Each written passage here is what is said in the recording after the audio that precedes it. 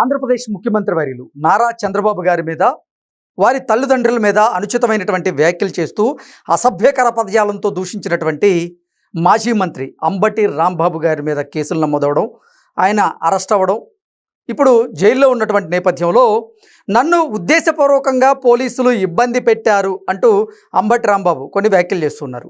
నిజంగా పోలీసులు ఉద్దేశపూర్వకంగా అంబటి రాంబాబుని ఇబ్బంది పెట్టారా లేదా, అసలు ఏం జరిగిందే ఆ అంశంలోనిది ఒకసారి మనం పూర్తి స్థాయిలో విశ్లేషణ చేసుకుందాం. ప్రస్తుతం మనతో పట్టినారు ప్రముఖ రాజకీయ విశ్లేషకులు, ప్రముఖ సీనియర్ జర్నలిస్ట్ సిఎస్ రావు గారు మనతో ఉన్నారు. వారితో మాట్లాడదాం. సార్ నమస్తే. సార్ నమస్తే. అనుచిత వ్యాఖ్యల కేసులో అరెస్ట్ అయినటువంటి అంబటి రాంబాబు పోలీసులు నన్ను ఉద్దేశపూర్వకంగా ఇబ్బంది పెట్టారు అంటూ ఆయన కొన్ని వ్యాఖ్యలు చేస్తూ ఉన్నారు. ఏంటి సార్, అసలు నిజంగా పోలీసులు ఆయన్ని ఇబ్బంది పెట్టారా? ఆయన మీద థర్డ్ డిగ్రీ ఏమన్నా ప్రయోగించారా? అసలు ఏం జరిగింది? ఇప్పుడు ఉండేటువంటి ప్రభుత్వానికి అంత ధైర్యం ఉందని నేను అనుకోవట్లా. థర్డ్ డిగ్రీ ప్రయోగించి నేతల్ని జైలులో పెట్టి వాళ్ళని హింస పెట్టడం, లేదంటే ఇంకో రకంగా భౌతికంగా దాడులు చేయటం, ఇలాంటి పరిస్థితి ఉండదు. ఎందుకంటే చంద్రబాబు నాయుడు గారి అతి మంచితనం ఏదైతే ఉందో అది ఇబ్బందిగా ఉందని చెప్పి తెలుగుదేశం పార్టీ క్యాడరే భావిస్తుంది. 2 సంవత్సరాల నుంచి వైఎస్ఆర్ కాంగ్రెస్ పార్టీ వాళ్ళు ఏం చేస్తున్నా, ఏం మాట్లాడినా చూస్తూ ఉన్నారని చెప్పి విసిగెత్తిపోయారు తెలుగుదేశం పార్టీ క్యాడరు. అసహనంగా ఉన్నారు వాస్తవంగా చెప్పాలంటే. చంద్రబాబు నాయుడు గారు ఏం పట్టించుకోవట్లేదు. చంద్రబాబు నాయుడు గారు సహనం ఎక్కువ, ఆయన సహనమే మాకు ఇబ్బందికరంగా మారింది అనేది తెలుగుదేశం పార్టీ క్యాడర్లో ఉన్నటువంటి ఒక అసంతృప్తి వాస్తవంగా చెప్పాలంటే. ఇప్పుడు పవర్ బ్రోకర్స్ అనేవాళ్ళు ఉన్నారు. ఇప్పుడు వీళ్ళు వైఎస్ఆర్ కాంగ్రెస్ పార్టీ నుంచి తెలుగుదేశం పార్టీలోకి వచ్చారు కొంతమంది. సో వాళ్ళు ముందు ఉంటున్నారు తప్పితే తెలుగుదేశం పార్టీ క్యాడరు, అసలైనటువంటి క్యాడరు వాళ్ళే ముందు లేరు అనేది జరుగుతున్న చర్చ. పార్టీలో అంతర్గతంగా కూడా చాలా అసంతృప్తిగా ఉన్నారు అని. ఎందుకు అసంతృప్తిగా ఉన్నారు? వాళ్ళకేదో చేయమని కాదు, కష్టపడి పార్టీని అధికారంలో తీసుకొచ్చుకున్నాం. ఇంకా 2019 నుంచి 2024 మధ్యలో అనేకమైనటువంటి దాష్టికాలు జరిగినాయి. దానికి సంబంధించిన రివెంజ్ తీర్చుకోవాలనేటువంటి ఒక కసి వాళ్ళల్లో ఉంది. దానికి చంద్రబాబు నాయుడు గారు పూర్తి స్థాయిలో సహకరించట్లా. ఒకవేళ ఏదైనా అన్నా కానీ మీరు కాముగా ఉండండి అని చెప్తున్నాడు ఆయన. అందుకే మన మంచి ప్రభుత్వం అని చెప్పేసి ఎవరైనా ఏమైనా అన్నా కానీ తలదించుకోవాల్సిన పరిస్థితి వస్తుంది. వైఎస్ఆర్ కాంగ్రెస్ పార్టీ వాళ్ళు ఏమో చెలరేగిపోతున్నారు అనేది తెలుగుదేశం పార్టీ వాళ్ళ యొక్క క్యాడర్ అభిప్రాయం. ఇలాంటి నేపథ్యంలో జరిగినటువంటి తాజా ఎపిసోడ్లు 2, ఏదైతే జోగి రమేష్ అలాగే అంబటి రాంబాబు గారి కానీ తీసుకుంటే ఆయన వాడినటువంటి పదజాలం ఎలాంటిది అనేది అందరికీ తెలుసు. దాని మీద ఆవిడ అరుణ గారి భర్త వీళ్ళిద్దరూ ఏదో ఆడ కనిపిస్తున్నారు లీడ్ చేయడానికి. బట్ వెనక ఉన్నది ఎవరు? తెలుగుదేశం పార్టీ వాళ్ళే క్యాడరే. కానీ తెలుగుదేశం పార్టీ క్యాడర్లో కూడా వైఎస్ఆర్ కాంగ్రెస్ పార్టీ కోర్టులు కూడా ఉన్నారు.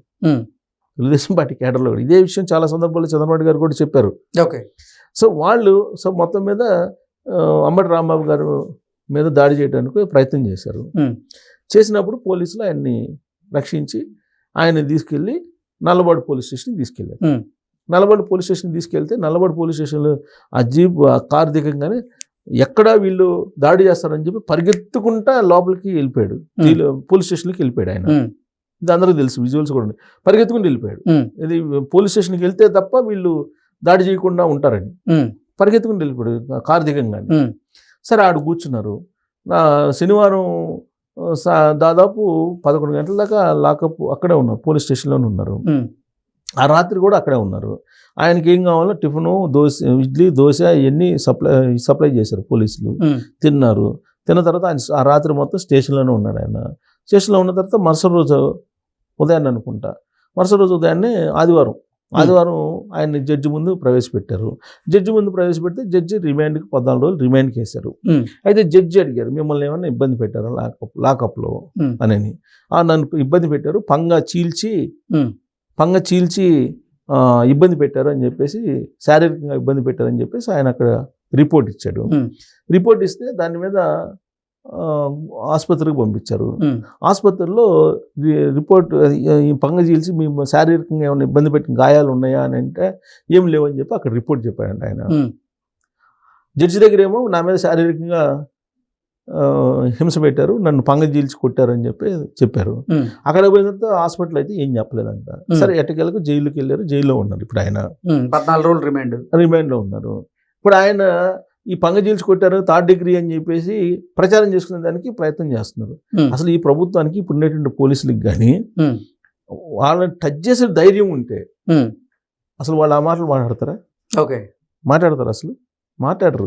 చంద్రబాబు నాయుడు గారి గవర్నమెంట్లో ఏమి జరగదు, ఏం చేసినా ఏం మాట్లాడినా చెల్లిద్ది అనేటువంటి ఒక అభిప్రాయం ఉంది ఎక్కువ మందిలో, అందరిలో లేకపోతే ఎక్కువ మందిలో. అందుకని వాళ్ళు ఇష్టం వచ్చినట్టు మాట్లాడుతున్నారు. ఎట్ట మాట్లాడతారు ఇష్టం వచ్చినట్టు? సమాజం కదా. ఇప్పుడు అదే మాటలు వాళ్ళంటే వాళ్ళు కామ్గా ఉంటారా?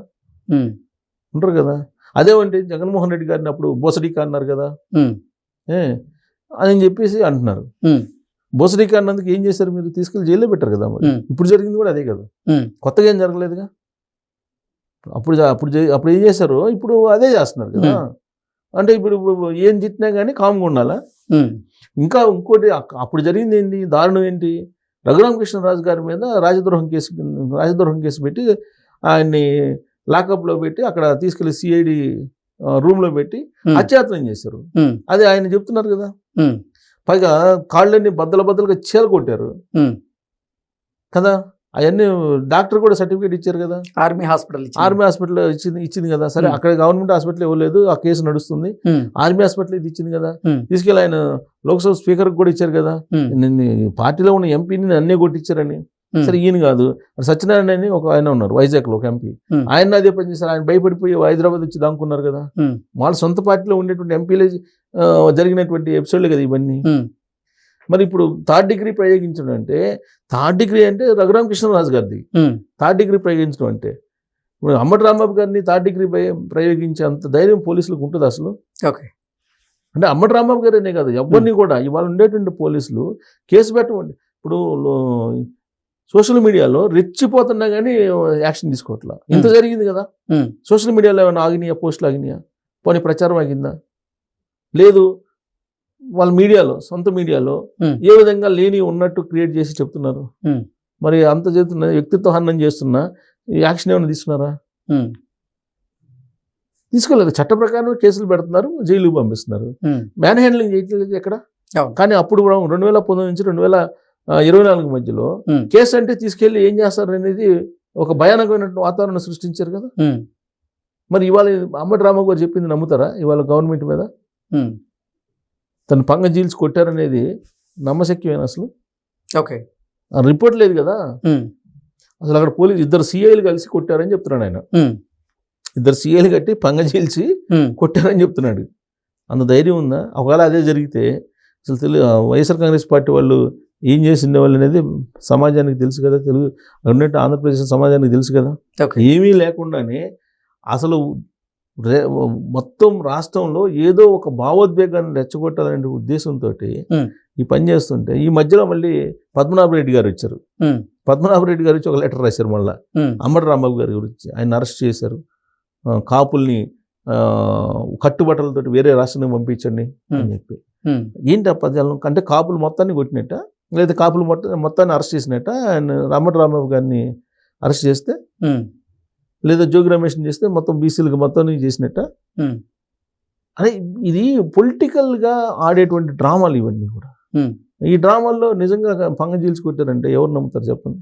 అంబటి రాంబాబు గారిని. సో కాబట్టి అసలు 3rd డిగ్రీ అంటే రఘురామకృష్ణరాజు గారిది. జగన్మోహన్ రెడ్డి గారు ఆ రోజున వీడియో కూడా చూశాడు కొట్టడం అని చెప్పి చెబుతున్నారు కదా. అది చంద్రబాబు నాయుడు గారిని అరెస్ట్ చేశారు తీసుకెళ్ళి. మరి చంద్రబాబు నాయుడు గారిని అరెస్ట్ చేసిన వాళ్ళు ఇప్పుడు అంబటి రాంబాబు గారిని ఆయన ఆడినటువంటి భాషను చూసిన తర్వాత ఎవరైనా సరే అరెస్ట్ చేయొద్దని చెప్తారా? ఎవరన్నా కేసు పెట్టద్దని చెప్తారా?